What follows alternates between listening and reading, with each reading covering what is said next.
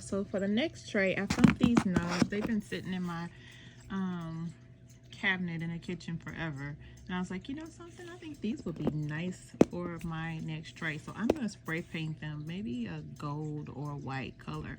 And then I'll add them to my tray. So for this DIY project, I'm going to take this glass, I think it's a vase, and I'm going to paint the bottom half, the top half with some black paint.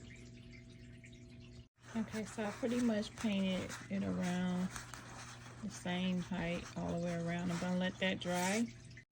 All right, y'all, so it has dried.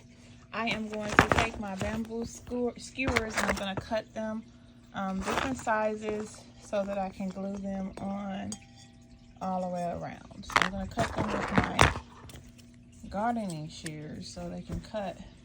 I'm going to cut them in different sizes, but they will be glued around. All right, y'all, so I have cut them. Now I'm going to just start carefully gluing them around the glass. I can't record it because I'm going to be holding my glue gun and I'm going to be holding the sticks. So you got to just kind of imagine I'm going to be gluing them around. Okay, I'll let you see the finished product in just a moment. This is after the first few, just so you guys can get an idea of what I'm going, the look that I'm going for. And I'm going to go ahead and finish gluing them on there. All right, you guys, and this is the finished product. I'm going to add probably one of my devil's ivy plants inside and put it on the tray. So I had these little candle holder things. They were in my living room. I already had them.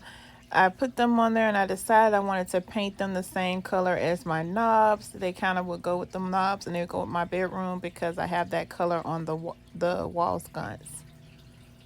So this is the finished look. Tell me in the comment section what y'all think. Bye.